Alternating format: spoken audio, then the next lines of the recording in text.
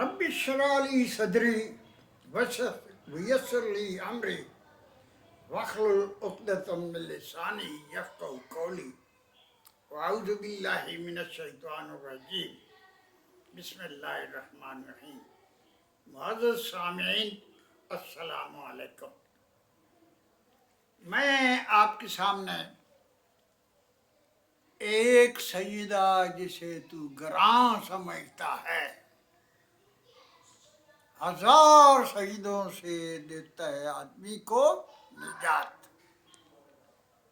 کے موضوع پر کچھ کہنا چاہتا ہوں. حکیم الامت علامہ ڈاکٹر محمد اقبال رحمۃ اللہ علیہ نے ضرب کلیم میں فرمایا، ایک سجدہ جسے تو گراں سمجھتا ہے ہزار سجدوں سے دیتا ہے آدمی کو نجات. اس کا مطلب یہ ہے کہ اے نادان مسلمان، تو اللہ تعالیٰ کے آگے ایک سجدہ کرنا بڑا بوجھل سمجھتا ہے، بڑا مشکل سمجھتا ہے. آپ کو دنیا داری سے، دنیا کے مفاد سے ٹکرانا پڑتا ہے، چھوڑنا پڑتا ہے، اور ایک اللہ کو ہی سجدہ کرتا ہے. تو یہ اللہ کے علاوہ یہ سجدہ تمام سجدوں سے نجات بخش دیتا ہے. دوسرے لفظوں میں یہ لا الہ الا اللہ پر عمل کا ذریعہ بن جاتا ہے. پھر نبی پاک صلی اللہ علیہ وسلم نے فرمایا کہ جو ایک اللہ کو سجدہ کرتا ہے، ایک اللہ سے ڈرتا ہے، پوری دنیا اس سے ڈرتی ہے. جو ایک اللہ کی مانتا ہے، پوری دنیا اس کی مانتی ہے. جو ایک اللہ کا کہنا نہیں موڑتا، پوری دنیا اس کا کہنا موڑتے ہوئے اس کو پسینہ آ جاتا ہے. یہ سجدہ انفرادی بھی ہوتا ہے، اجتماعی بھی ہوتا ہے، ریاستی بھی ہوتا ہے، اور بین الاقوامی سطح پر بھی ہوتا ہے. اور قدرتی چیز ہے کہ مثبت اور منفی اثرات، ثواب اور گناہ انفرادی سے اجتماعی قطرہ اور سمندر کی طرح بڑھ جاتے ہیں، اور اجتماعی سے ریاستی اور ریاستی سے بین الاقوامی سطح پر ناپیدا کنار سمندر کی طرح یہ بڑھ جاتے ہیں. وما خلقت الجن والانس الا لیعبدون. میں نے انسانوں کو صرف اپنا ہی سجدہ کرنے کے لیے ہی پیدا کیا ہے. ایاک نعبد و ایاک نستعین. ہم اللہ تعالیٰ کو ہی سجدہ کرتے ہیں، اس کی ہی عبادت کرتے ہیں، اور اس کے علاوہ ہم کسی اور اس سے ماورا سے بنیاد ہو جاتے ہیں. گویا انفرادی، اجتماعی، ریاستی اور بین الاقوامی سطح پر ہم اللہ تعالیٰ کی حاکمیت اللہ تعالیٰ کے نازل کردہ احکام، اسلامی آئین و قوانین، ان کے مقابلے میں باقی سب نظاموں کو اور اداروں کو، چاہے وہ جس شکل میں ہو، مکڑی کے جالے کی طرح کمزور سمجھ کر رون دیتے ہیں۔ قدرتی چیز ہے کہ یہ سبق پھر اور صداقت کا، عدالت کا، سخاوت کا، شجاعت کا لیا جائے گا، تو اس سے کام دنیا کی امامت کا، یہ حق و صداقت اور عدالت کا جو یہ سورج طلوع ہوتا ہے تو کوڑے مٹ بادل اس پر آ جاتے ہیں۔ اگر وہ بادل جو ہیں وہ ہٹ جائیں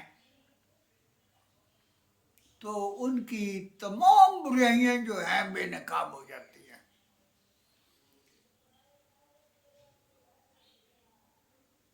معزز سامعین، بلا شبہ کلو مولدن یولد علی الفطرت وبابہ یہودانہ و نصرانہ، ہر بچہ جو پیدا ہوتا ہے وہ فطرت پر پیدا ہوتا ہے، اس کے والدین اس کو یہودی اور نصرانی بنا دیتے ہیں۔ یہ تمام حیوانات، چرند پرند درند، نباتات، جمادات، ٹھوس مایع گیس، یہ اللہ تعالیٰ کے احکام کے پابند ہیں، غلام ہیں، مطیع ہیں۔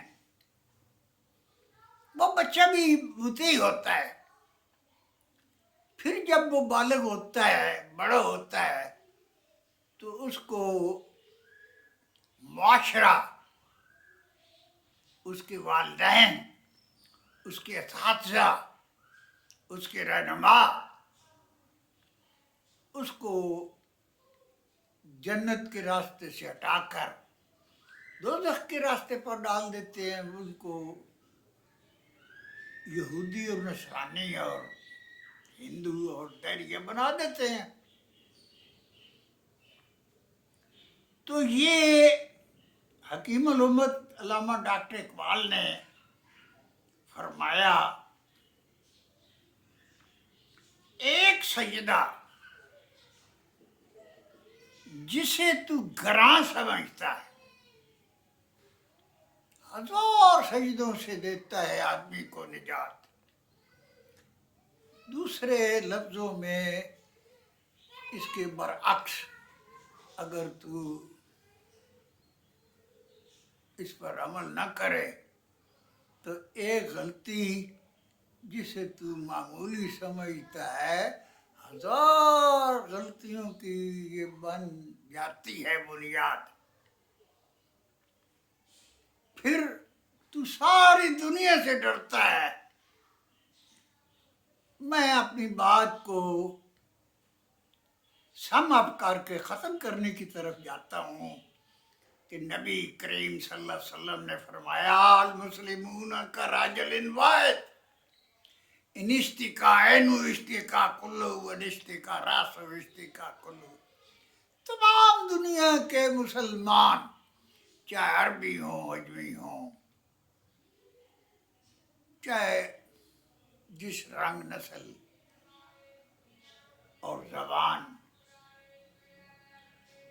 حسب نسب کے ہوں، تو وہ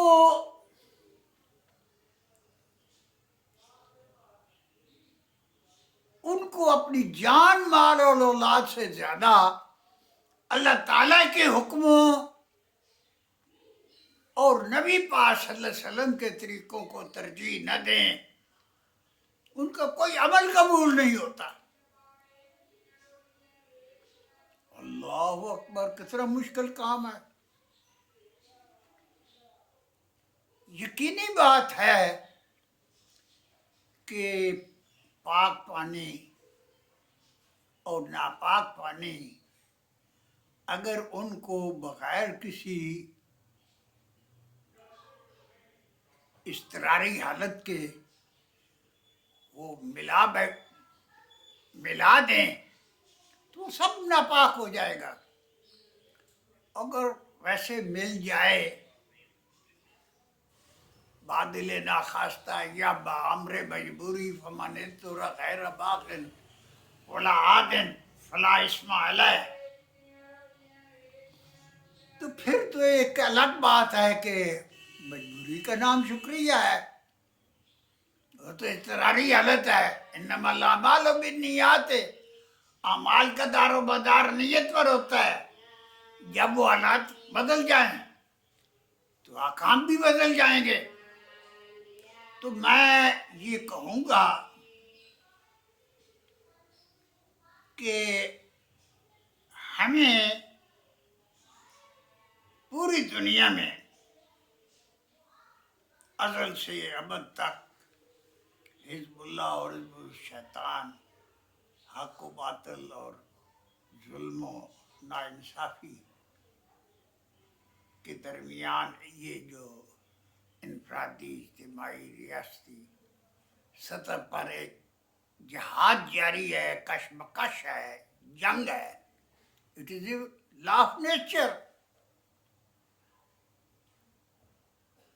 اس میں گھبرانا نہیں چاہیے. شاہ ولی اللہ رحمۃ اللہ علیہ نے فرمایا ہر آدمی، ایوری باڈی، نبی پاک صلی اللہ علیہ وسلم یا انبیاء علیہ السلام ادھر تو وہی آ جاتی ہے، وہ تو الگ بات ہے. ادروائز ہر آدمی ٹو آر از ہیومن، اس کے دائیں ہاتھ، دائیں طرف قوت ملوکیت ہوتی ہے اور بائیں طرف قوت بہیمیت ہوتی ہے. ان کے درمیان کشمکش ہوتی ہے. اگر قوت ملوکیت بڑھ جائے تو ملائکہ والے اثرات اس سے شروع ہو جاتے ہیں، اور اگر قوت بہیمیت کی طاقت بڑھ جائے تو من الجنت والناس وہ شیطانوں والے اثرات شروع ہو جاتے ہیں. وہ شیطان بن جاتا ہے. وہ آدمی نظر آتا ہے لیکن حقیقت میں وہ شیطان ہوتا ہے. تو یہ چیز انفرادی، اجتماعی، ریاستی اور بین الاقوامی سطح پر ازل سے ابد تک دائم ہے. اور اب تو الحمدللہ میں بات انشاءاللہ ختم کرتا ہوں، کوشش کرتا ہوں کہ حضور پاک صلی اللہ علیہ وسلم کے وصال فرمانے کے 30 سال بعد جو خلافت راشدہ، خلافت منہاج نبوہ، کاٹ کھانے والی بادشاہت میں تبدیل ہوگی. اب تو جبر و اکرا کا دور ہے، یعنی دوسرے لفظوں میں کنواں ہی ناپاک ہو گیا ہے، اور یہ مسلمانوں کے بس میں نہیں رہا کہ وہ خلافت منہاج نبوہ کا دور اس کا احیاء کر سکیں. تو یہ ہونے والا ہے ان قریب. یہ بالکل coming events cast their shadows before. یہ 5 جنگیں، 4-5 جنگیں ایک ہی جنگ کے مختلف حصے ہیں، مختلف ان کے نام ہیں، جن کو غزوۃ الہند کہتے ہیں، شاہ نعمت اللہ علیہ کی پیشن گوئی کہتے ہیں، تھرڈ ورلڈ وار کہتے ہیں، آرمگان جنگ کہتے ہیں. بلکہ نبی کریم صلی اللہ علیہ وسلم نے اس کو ہر مجدون جنگ فرمایا ہے، اور فرمایا ہے کہ 100 میں سے 75 آدمی جو ہے مارے جائیں گے، 25 بچ جائیں گے. اتنے مریں گے کہ ان کو دفنانا ممکن نہیں رہے گا. بہت بڑے پرندے آئیں گے جو ان کی لاشوں کو اٹھا کر لے جائیں گے. وہ جنگ شروع ہو چکی ہے. اور یاد رکھ لو کوئی لکیر نہ لمبی ہوتی ہے نہ چھوٹی ہوتی ہے. ہر لمبی سے لمبی لکیر بھی اپنے سے بہت زیادہ لمبی لکیر کے مقابلے میں بہت زیادہ چھوٹی ہوتی ہے. اور ہر چھوٹی سے چھوٹی لکیر بھی اپنی لکیر سے بہت زیادہ چھوٹی کے مقابلے میں بہت لمبی ہوتی ہے. اسی طرح اب بھی ایک حزب اللہ ہے اور ایک حزب شیطان ہے، اور سب کو علم ہے. ایون نان مسلم کنٹریز کو بھی علم ہے، اور اکثریت ان کی عوام اور مسلم عوام کی بھی اکثریت، واضح اکثریت، مسلم ہو غیر مسلم ہو، وہ حزب اللہ کے ساتھ ہے. ان کو پتہ ہے کہ کون صحیح ہے کون غلط ہے، کون اپنی حق و انصاف کی بجائے اپنی دنیاوی مفاد اور طاقت دھانس دھاندلی سے استحصال کرنے کے لیے اپنی وہ حکومت قائم کرنا چاہتا ہے. اور یہ ایک فطری امر ہے. یہ کوئی کیاری پھولوں کی جتنے تک اجڑے نہیں کسی کی جھول پھولوں سے بھری نہیں جا سکتی. جتنے تک فصل کی جو یہ جڑی بوٹیاں ہیں ان کو تلف نہ کیا جائے تو فصل نہیں پل سکتی. جتنے تک حزب شیطان کو سے ہتھیار نہ ڈلوائے جائیں اتنے تک پھر خود حزب شیطان کے سامنے ہتھیار ڈالنے پڑتے ہیں. یہ حق و باطل کی جنگ سے فرار حاصل کرنا ناممکن ہے. اللہ تعالی ہمیں حزب اللہ حق و صداقت کی جماعت میں زیادہ سے زیادہ انفرادی، اجتماعی، ریاستی اور بین الاقوامی سطح پر کردار ادا کرنے کی توفیق عطا فرمائے. وما علیہ الا البلاغ المبین. اجازت دے، خدا حافظ.